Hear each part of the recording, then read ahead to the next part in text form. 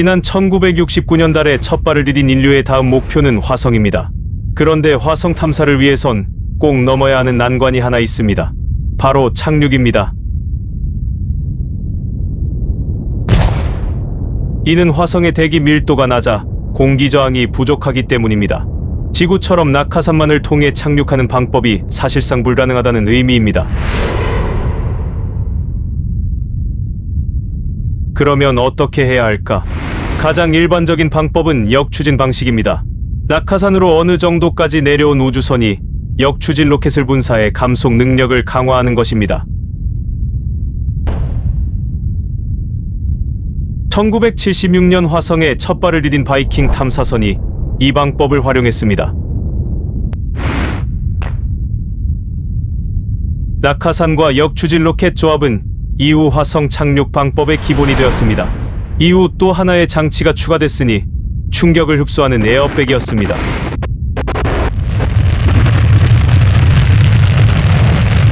착륙선에 탑재되는 에어백은 자동차의 그것과 원리가 같습니다. 가스가 순식간에 에어백을 채우고 빵빵해진 볼륨을 통해 충격을 줄이는 것입니다.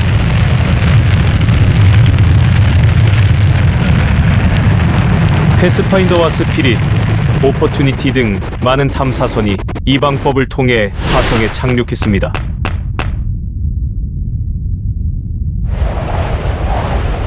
(2012년) 착륙해 지금도 화성 어딘가를 돌아다니는 큐리오시티. 수많은 과학 장비를 탑재해 자동차 한 대 수준의 덩치를 자랑하는 이 탐사선의 무게는 899kg에 달합니다. 기존 에어백 방식으로 이를 착륙시키는 건 불가능해 보였습니다.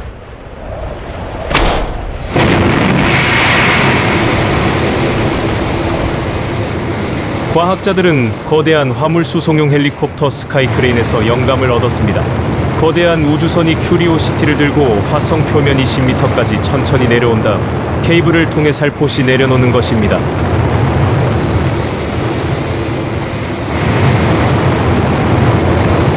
지구와 화성 간 거리 때문에 이 작업은 화성에 있는 MSL 컴퓨터의 통제로 진행되었습니다. 모든 관계자들이 그저 바라만 볼 수밖에 없었던 당시의 착륙 시도는 화성 탐사 역사에 있어 가장 극적인 7분으로 기억될 것입니다.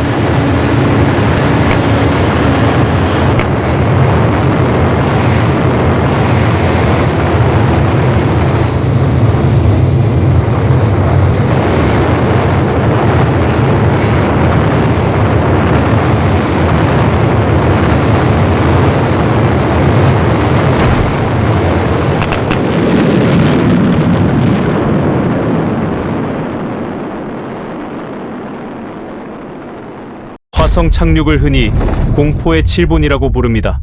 화성의 대기는 지구의 대기에 비해 아주 얇아 공기 저항이 적기 때문에 탐사선이 화성의 대기권에서 지표면에 도달하는 시간은 단 7분밖에 걸리지 않습니다. 엄청난 속력으로 떨어지는 데다 감속하는 과정에서 1300도에 달하는 마찰열이 발생하기 때문에 화성 착륙에는 공포의 7분이라는 별명이 붙었습니다. 지난 2020년 7월 발사돼 2021년 2월에 화성 착륙을 시도한 퍼서비어런스가 바로 이 과정을 겪었습니다. 당시 퍼서비어런스의 화성 대기권 진입 속력은 무려 시속 19,000km였습니다. 초음속 낙하산과 역추진 로켓으로 속도를 낮춘 덕에 겨우 착륙했습니다. 하지만 퍼서비어런스가 이를 버틴 것은 인간이 아닌 로버이기 때문이었습니다. 화성 근처까지 도달하는 과정을 제외하더라도 만약 인간이 탑승했다면 공포의 7분을 절대 버티지 못했을 것입니다. 큐리오시티의 감동을 넘어 이제 과학자들은 새로운 착륙법을 구상하고 있습니다. 공기 저항을 바탕으로 낙하 속도를 늦추는 낙하산이라는 기본으로 돌아간 것입니다. 미 항공우주국 나사는 신개념 우주낙하산인 지구적 궤도 비행 테스트를 위한 팽창식 감속기를 800km 상공에서 하강시키며 성능을 확인했습니다. 삿과 톡은 버섯머리같이 생긴 이 낙하산은 아래 방향으로 활짝 펴지며 공기 저항을 최대한 받을 수 있습니다. 지름은 약 6m에 이른다고 합니다.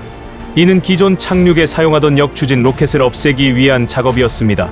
역추진 로켓이 쓰는 연료를 아끼면 착륙선의 무게가 가벼워져 향후 우주 진출에 큰 도움이 된다는 것입니다. 신개념 낙하산은 공기 저항으로 인한 마찰열 때문에 강철보다 15배 강한 특수 소재로 개발되었습니다. 나사에 따르면 이는 섭씨 1600도까지 견딜 수 있는 수준입니다. 팽창식 감속기는 2022년 11월 10일 성공적으로 하와이 해안에 착륙했습니다. 이를 수거한 나사는 정밀 분석을 통해 팽창식 가속기의 성능을 더욱 향상시킬 계획입니다. 목표는 지름 12m까지 낙하산 크기를 키우는 것입니다. 미 항공우주국이 퍼서비어런스의 착륙 장면이 찍힌 3분가량의 영상을 공개했습니다.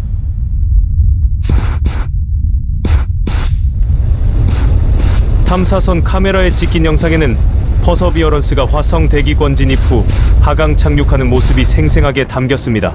퍼서비어런스는 시속 2만 킬로미터로 화성 대기권에 진입해 7분 만에 속도를 0으로 떨어뜨리며 지표면에 무사히 안착했는데, 이 과정은 절차만 수백 가지의 성공 확률이 절반도 되지 않아 공포의 7분이라 불립니다.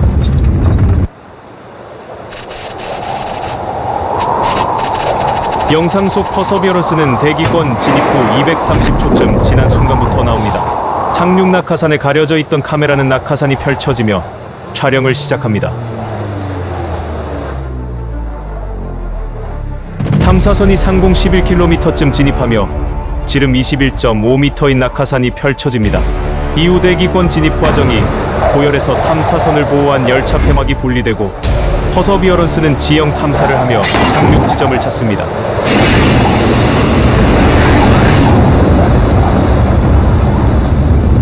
상공 1km 지점에서 착륙 지점 검토를 끝낸 퍼서비어런스는 역추진 로켓을 쏘며 속도를 늦춥니다. 이어 상공 20m에 도달하며 마지막 단계인 스카이 크레인이 가동됩니다.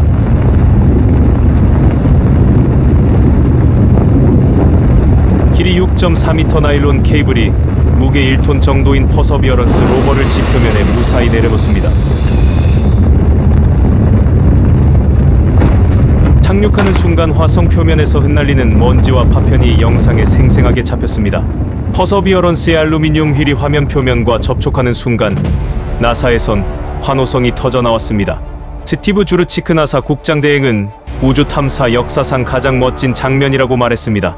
화성에서 퍼서비어런스는 기상 관측을 시작으로 화성의 환경 검사를 이어갈 계획입니다. 끝까지 시청해 주셔서 감사드립니다.